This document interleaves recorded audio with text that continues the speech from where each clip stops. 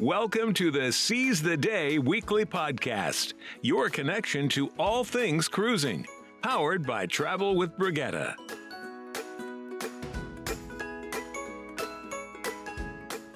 Welcome to the Seize the Day cruise show, powered by Travel with Brigitte. I'm Julie Williams, along with the host of our show, travel agent Carla Mesa.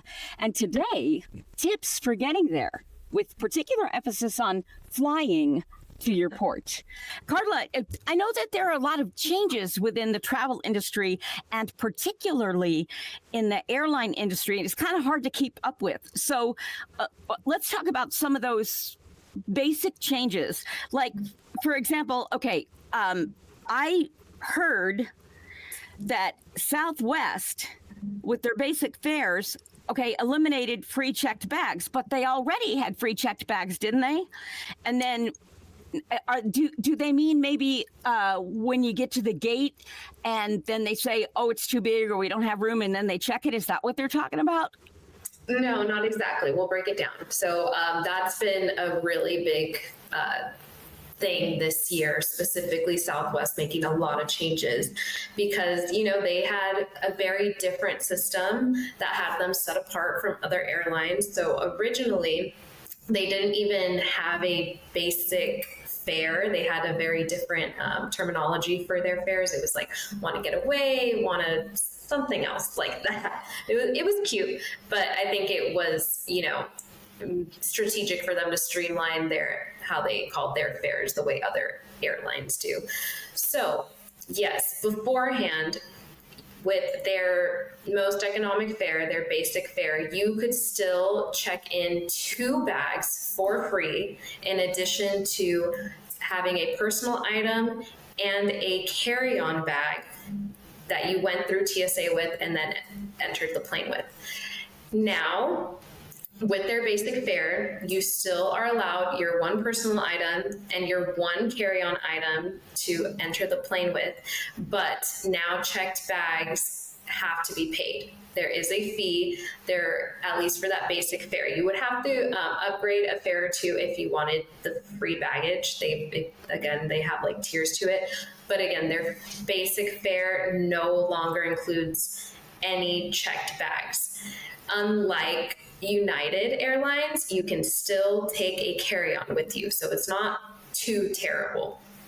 Another change has already been implemented.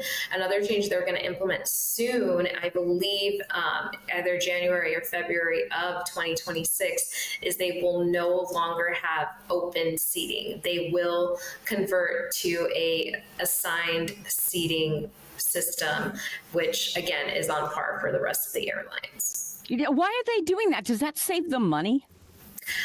They are saying that it should save them money in timeliness. They should be able to get passengers on board quicker. Realistically, even in the emails they've sent out to loyal customers, I think they're very honest with the fact that they are making these changes to attract other customers that don't like the way that Southwest runs right now. I hope that that's strategic for them, because I have been a very loyal Southwest Airlines customer for a long time because I liked the way they ran things. And with that being said, sometimes their airfare, it was slightly more expensive.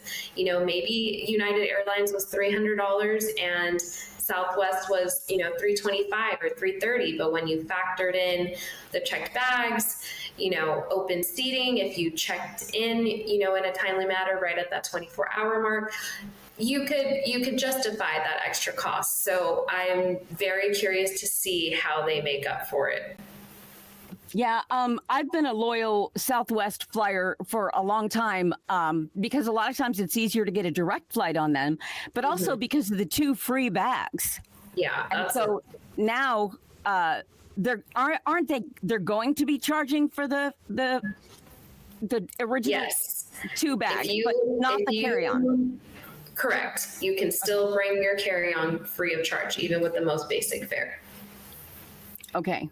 And that's pretty typical for most major airlines, American, Delta, Again, United is probably the only major airline that really almost functions like a budget airline, because if you purchase their basic fare, you have to pay separately for a carry-on. You have to pay separately to pick your seat. So I would say United's the only major airline that even with the basic fare, you won't get a carry-on. Mm-hmm. Wow. Yeah, it's really splitting hairs and nickel and diming you, in my opinion, to pay to select your seat. I mean, it's not like you're going to get a special seat. Everybody has to pay to get their seat. You know, you're paying for the flight and then you have to pay for your seat. Right. The position of, you know, that's the way they see it as well. Do you want to be in the front of the plane? Do you want a preferred seat? Do you want an aisle? Do you want a window? Well, you'll pay to get what you want, or else you'll just be assigned. Wow. Let's talk about something else that I hear a lot of people talking about, but I'm a little bit confused, and that is the Real ID. What's its impact? When is it going into effect? And then also, what constitutes a Real ID? Well, if it makes you feel any better, you are one of many, many, many, many people that are confused by it as well. Mm-hmm. So it is officially in effect. It's interesting because the entire Real ID Act was enacted almost 20 years ago in 2005. Wow. It was actually a response to 9/11. So what constitutes a Real ID is the extra information and the extra steps that the DMV has to take to verify your identity. That is what constitutes a Real ID from just a regular state identification card or a driver's license. So I believe usually when you come in and you get a state ID or you get a driver's license, you really only need like 1 or 2 pieces of mail and like maybe your social or something that, you know, shows that you are who you say you are. And now with the Real ID, I believe it is still those 2 basic items, plus a few more things, and one of them being showing citizenship. That is the major difference. The different states have different requirements for what it takes to get an identification card and what it takes to get a driver's license, but the Real ID requirements are the same across the board for all 50 states and for all what do we call them? I'm thinking like Puerto Rico and the Virgin Islands, the territories. Territories, that's good. Yes. So how do I know if I have a Real ID? So to know if you have a Real ID, you'll either have a gold or black star in either like the upper right-hand corner or lower right-hand corner. I believe there are a few states that have like, theirs are a little customized. Like I know California, it's a gold bear with a star cut out like in the middle of it. And I believe there may be 2 or 3 other states that also have like something a little more special, but ultimately it's that gold star. On your driver's license? Yes, on your driver's license or a state ID. Okay. So if we didn't have one, could we bring a passport and a driver's license or no? A passport is considered a Real ID. All the steps you take to get a passport fall under the requirements for Real ID. Also, if you happen to be military, if you had some type of military clearance, I believe those also fall under that category. So that officially did go into effect this year, May 7th, 2025. There are still some people, like I said, that were confused, haven't really made the transition, or just assumed that they had. Because again, this was supposed to be put into effect, I believe, in 2020. And with COVID and restrictions, it's been pushed off year after year. So like myself, I've had a Real ID since 2021. I lived in a different state, and when I went to go get my state ID, they were just automatically implementing that for everyone that was either renewing or getting a new ID or driver's license. I have heard that there are some states that don't necessarily do that you have to read the fine print, and there may be an area where you have to check off, yes, I want this to be a Real ID. Or you have to specifically ask, I want the application with all the Real ID requirements. Okay, along the lines of security, I know that recently TSA changed the rules that you don't have to take your shoes off, or there's some changes and updates happening. What about the 311 rule? What is that? Is it still in effect, and what are the changes?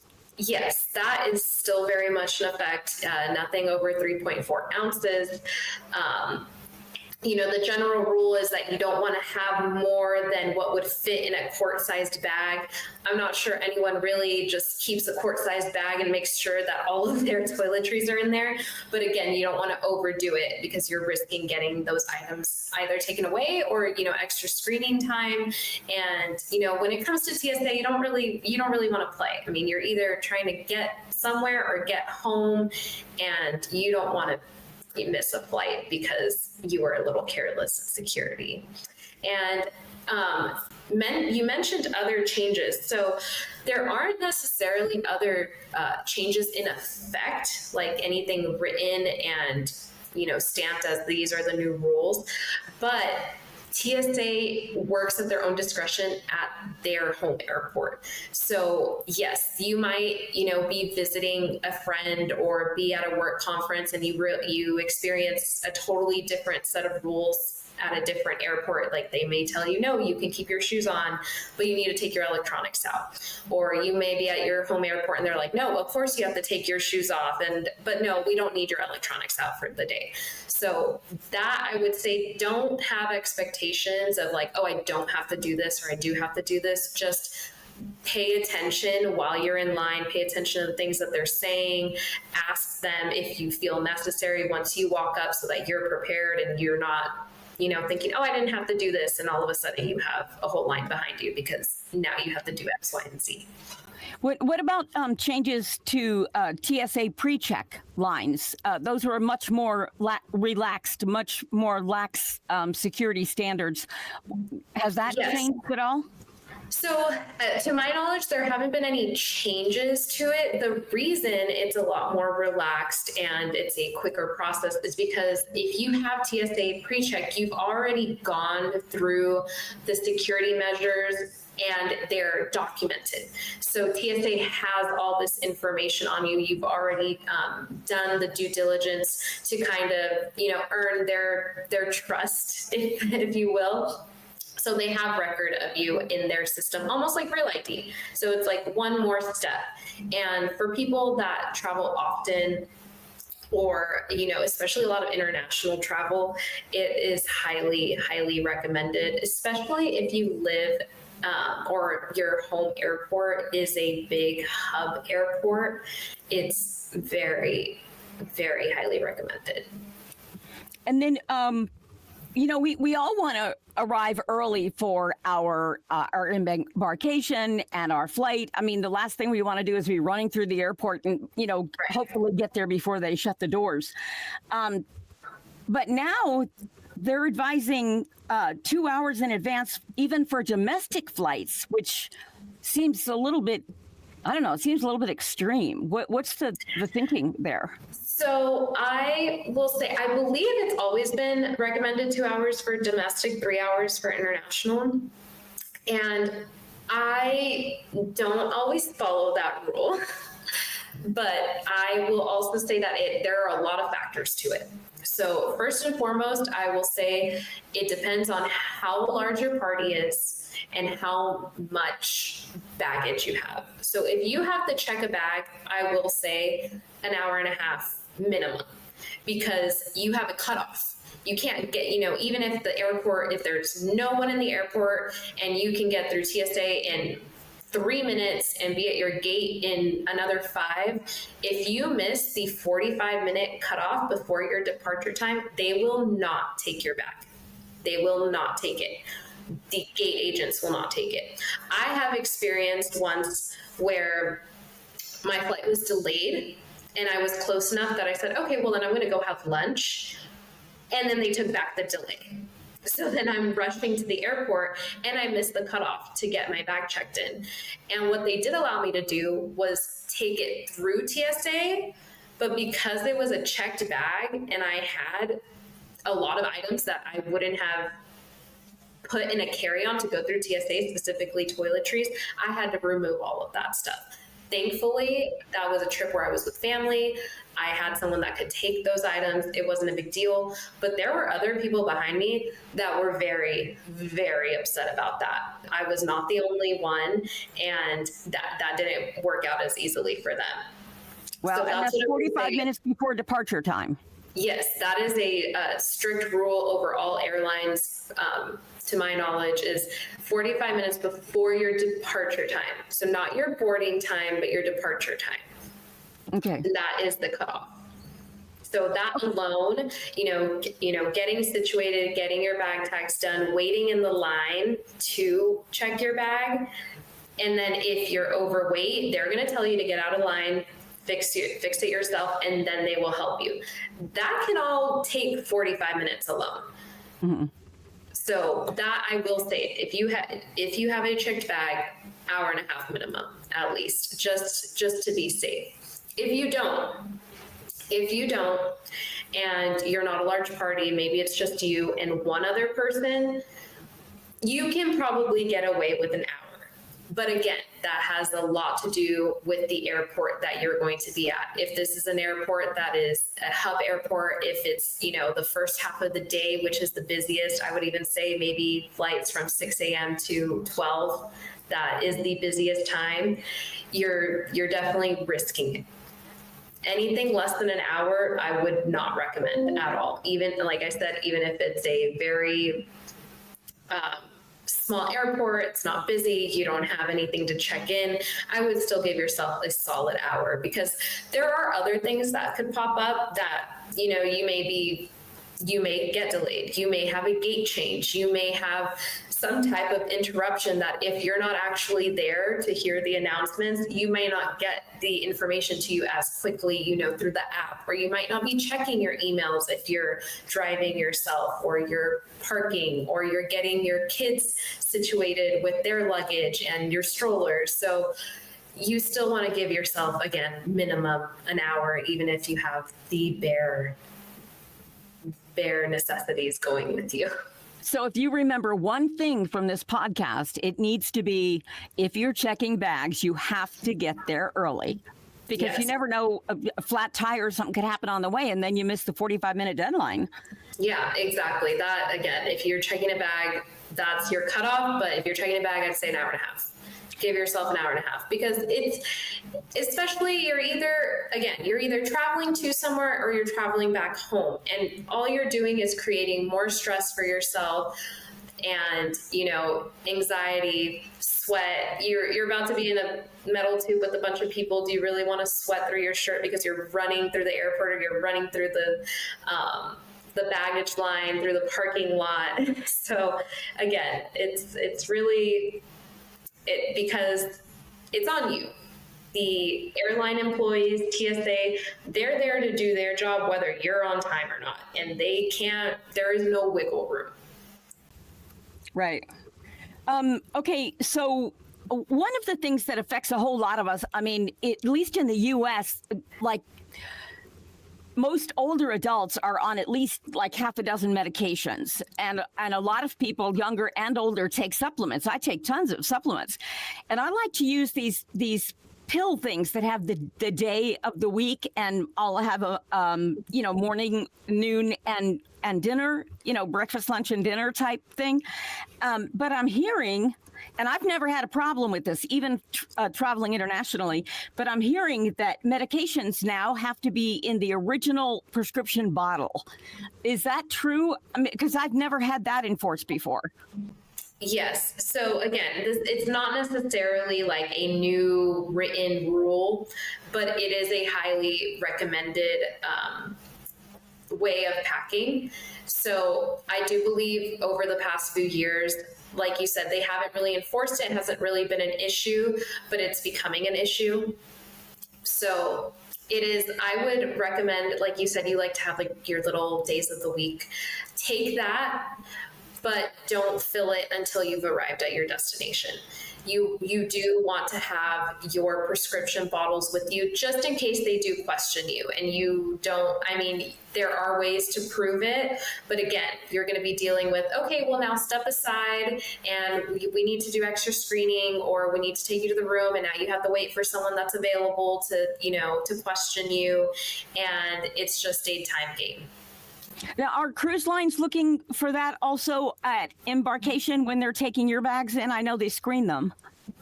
That is recommended by the cruise lines as well. Yes, it is highly recommended. Okay, so let's talk about getting to the port. From the airport, what are the best ways to get there? Because, well, for example, a taxi can cost an arm and a leg, and, a bus can have 100 people in line in front of you. And what would you recommend someone do if they're flying to their port, say, leaving out of Galveston and flying into Hobby Airport at Houston, where it's a good hour away? Right. So I would recommend three things depending on the situation. So first and foremost, I would recommend that you arrive the night before. Mm-hmm. Most cruises, you're going to disembark, you're going to have anywhere from like 10 a.m. to like 1, 2, 3 p.m. to actually get on the ship. And then, the ship takes off around 3, 4, 5 p.m. But regardless, if you have that whole day, you want to be there that whole day. So you don't want to make the risk of coming in at a 6 a.m. flight that, hopefully lands by 10 or 11. And then you've just got that whole ball rolling of trying to make it there on time. So first and foremost, I'm always going to recommend that if you have to fly in, that you fly in the night before and you get yourself a room that is relatively close to the port. So with that being said, three things. I would recommend either looking into private drivers, looking into an actual private driver that you pay ahead of time, you have a set pickup time and a set drop off time, and it's not based on anyone else or anyone else's like timetable. That's going to be the easiest, most reliable, but probably most expensive as well. But again, ease of mind, that's going to be my first recommendation. My second recommendation is going to be booking in Uber or Lyft ahead of time. That is a service they provide now. You don't have to wait until that moment that you need it. You can do it up until like a week before even. So like something I like to do is I'll kind of, maybe like 2 or 3 weeks before, I'll kind of just, at the time that I think I'll need it, I'll look up what the rates are like, and then I'll look up what the rate is like booking it ahead of time. And honestly, usually it's less expensive because they're not factoring in like the traffic and maybe what might be going on at that time of day or that week, if you're looking at it 2 or 3 weeks ahead. So that's usually a good bang for your buck, is booking the Uber or Lyft a good week or 2 out. The third recommendation I have, and this isn't going to work for everyone, and I only mention it because it could work for you, but again, the first two are definitely the best options, is when you book your hotel room, and if your hotel is decently close to the port, they may have their own shuttle service, which is completely different from what the cruise line might offer as far as a shuttle service. Because when the cruise lines do it, it usually is like a bigger bus where, like you said, you're probably waiting with like 100 people trying to enter, and it's going to take a lot longer than you probably anticipated. But usually the hotel shuttles, they're much smaller. They're almost like, you see them at the airport, or very similar to like, the parking lot shuttles that you might need to get for a rental car. And usually those are free of cost. Depending on the hotel, they might, if they're near an airport, or if they're near, like I said, the port, they may include that. Usually it's like either every 15 minutes or the top of every hour. Again, very dependent on where you're staying, but that could be a possibility as well. Now, for those who decide to drive there, they're coming in the night before. I discovered something, maybe you know more about it, but there are some Airbnbs even that, and maybe hotels that allow you to stay there and park your car. They take you to the ship. They keep your car for a week. They pick you up from the ship, and then you take your car and drive home. Yes, that is definitely a thing. There are also just even regular parking spots that will do that, but those do come with a fee, and it's usually a daily fee. Or if you are at least a week, then maybe they have like weekly fees as well. That might be a little less, rather than 4 daily fees or something like that. But that is again, very depends on the port that you're coming out of. Right. One of the things I forgot to mention, which is one of the most important things that's been on my mind, because I'm getting ready to go on a trip in a couple of weeks. Some airlines are really enforcing that little box where your carry-ons have to be measured, and some of them have even shrunk the size. So what do you know about that? I mean, do you know like what the size is that is officially the size now, and what airlines have changed it? Because it's my understanding that in the ones that have changed it, your typical carry-on bag that you've always used might be too big. Yes, so that is like a big thing with budget airlines. I know I think it's Frontier, they'll even weigh your bag. Like, that's not usually something you have to worry about. It's like, as long as it's the right size and you can lift it yourself, they're not going to give you any grief. But I do believe Frontier, it can't even be over 25 pounds, even if it fits within that box. For the most part, I think it is still standard carry-on sizes, but what you have to remember is that there are some carry-ons that have extenders. So that's where they kind of get you. Like, I personally have a few like that. And so I have to be careful when it comes to that, because I know on Southwest Airlines, I have no issues with it. It fits up there. Like I said, as long as I can carry it, they're not going to really question it or anything. But with some of the budget airlines, I would even maybe say be careful with United, because they are one that if you didn't pay for your carry-on bag and then you show up with it at the gate, they will charge you, and they have a very different fee than what you would have had to pay if you paid it ahead of time online, or if you would have checked it in even before going through TSA. But in general, I will say that it's still the generic measurements, but we'll find that and we'll put that in the description so that we're not just saying the general measurements and not giving you a number. So we've talked about a lot of different helpful things that are new in the travel industry as far as getting to your cruise ship. Is there anything else that you would like to add that maybe I didn't think to ask you about? I would just say, we focus a lot on, booking cruises and stuff, but one of my major niches that I do for my clients is finding flights that work for them, whether that be coming out of a different airport than they're used to, or flying into a different airport than they're used to, trying a different airline than they usually take, being creative with what they do with their luggage as well. So I know sometimes it could be really overwhelming with all the options you have, and with airlines having different rules and different fares. But again, reaching out to your travel agent or someone you trust that can help you navigate that would be my number one recommendation. And that's an incredible service, because I know a lot of travel agents won't touch that because they don't get commissions on it. Right. And the fact that you're willing to do that just as a service to your customers, that is a big credit to you. So kudos on that. Thank you. Yeah, I think it just, it's part of your travel. It's part of your vacation. You need to get there.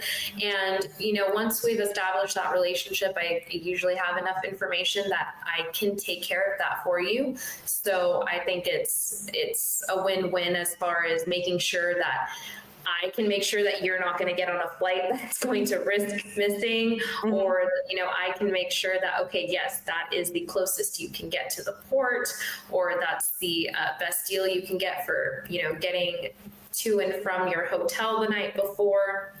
So it just streamlines the whole process. Awesome.